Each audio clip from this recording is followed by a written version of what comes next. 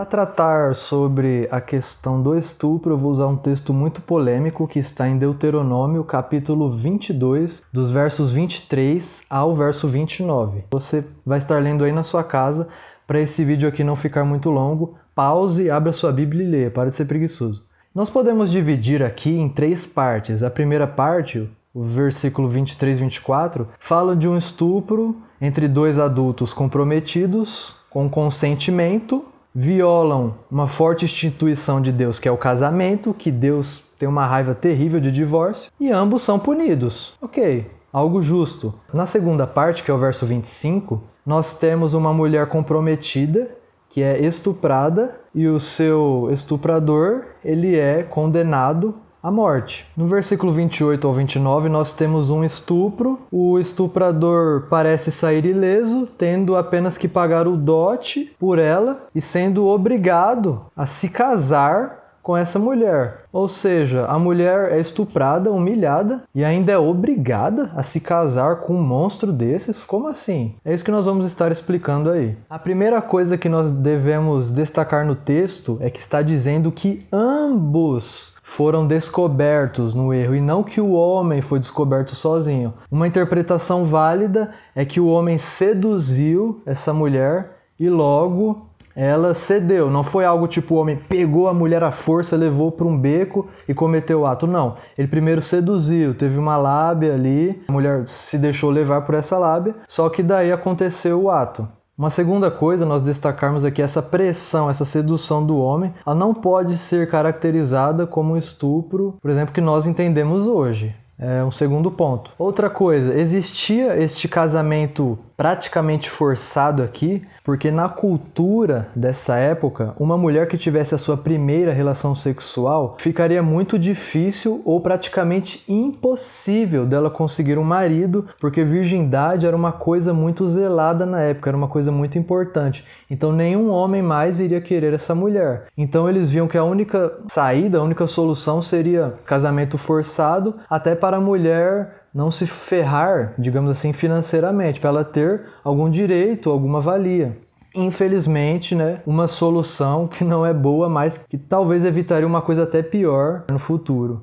Pela questão também de gerar filhos, porque se essa mulher não se casasse com ninguém, ela também não conseguiria gerar filhos, o que na época era algo horrível e desonroso, o fato de você não deixar uma geração ali, uma descendência. Outra coisa, o estuprador, ele teria que casar com essa mulher, além de pagar o dote, que era o valor ao seu pai, ele teria que amparar essa mulher pelo resto da sua vida, não poderia deixá-la. E a terceira coisa, mais importante aqui, é que o pai e a filha têm a palavra final sobre isso. Teriam que ser do consenso dos dois para esse casamento ocorrer. Se a filha ou o pai não quisessem, ela não seria obrigada a se casar com este criminoso aqui, com o estuprador.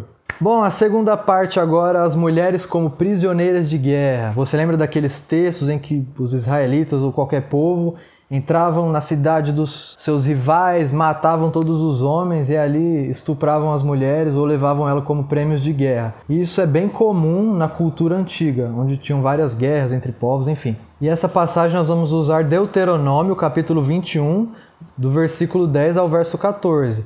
Quando o povo de Israel vencia uma guerra, matava todos os homens ali, eles tinham os costumes, leis estabelecidas para essa situação. A primeira, eles não poderiam estuprar as prisioneiras de guerra, o que era comum nas outras culturas. Deus não deixava o seu povo fazer isso, essa maldade com outras mulheres. Essa lei aqui serviu como uma medida de proteção às mulheres. Deus agiria no meio de uma sociedade já patriarcal, caída devido ao pecado, para dar uma proteção maior ou zelar pelas mulheres que sofriam esse preconceito, essa discriminação aí. O texto fala que o homem que estivesse ali passeando, vendo essas mulheres do povo que foi derrotado e achasse uma bonita aos seus olhos, poderia escolhê-la para ser a sua esposa. Mas no caso seria um casamento comum, ela seria reintegrada à sociedade e teria todos os direitos de uma cidadã comum. O homem não poderia simplesmente chegar e ter relações com ela ou abusar dela, do contrário ele seria punido se ele fizesse isso.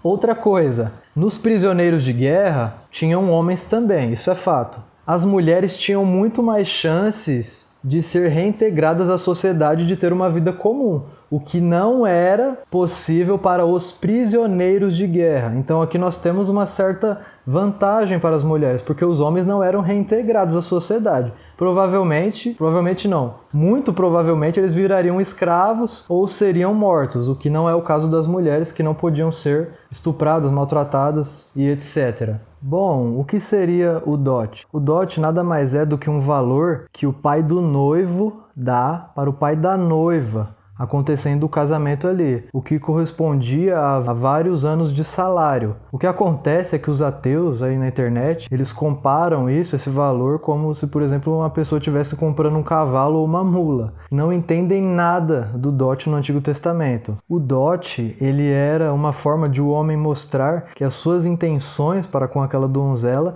eram sérias. Era como se ele estivesse falando assim, ó, eu estou dando esse valor aqui porque eu valorizo você, eu valorizo a sua sexualidade e eu valorizo o matrimônio, que é uma instituição divina. É fácil uma pessoa falar do dote como se fosse a compra de uma propriedade, tratando a mulher como uma propriedade, sendo que hoje a sexualidade é trocada por nada, por um copo de cerveja. Na época deles, não. O casamento, como instituição divina, no povo de Deus, ela era valorizado. Então o dote era uma forma do cara mostrar que ele estava com um comprometimento sério com aquela moça. A palavra dote no Antigo Testamento, que é um hebraico mohar, ela seria melhor traduzida como um presente de casamento, porque é isso que é, um presente do pai do noivo para o pai da noiva. E fora que também o pai da noiva, muitas das vezes, ele ia dar um presente grande em bens para ambos ali. Quem é você, meu filho?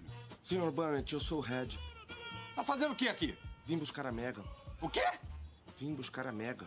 Mostra a identidade. Eu não trouxe, senhor. Não tem identidade? Encosta na parede, então. Qual é o teu problema? Esses pirralhos dos Thundercats acham que sabem tudo. Então, não tem por que essa empolgação toda da militância em chamar de dote de prática machista, não sei o quê. Uma coisa interessante, na Índia funciona ao contrário. Quem paga o dote são os pais da noiva para os pais do noivo. E por que o homem não é tratado como propriedade? Por que não falam que o homem é propriedade lá? Vocês veem como o dote, na verdade, no contexto do Antigo Testamento, se trata de algo, de um voto de fidelidade? Então está aí bem explicado para vocês essa questão do dote. Eu espero que vocês tenham gostado e até o próximo vídeo.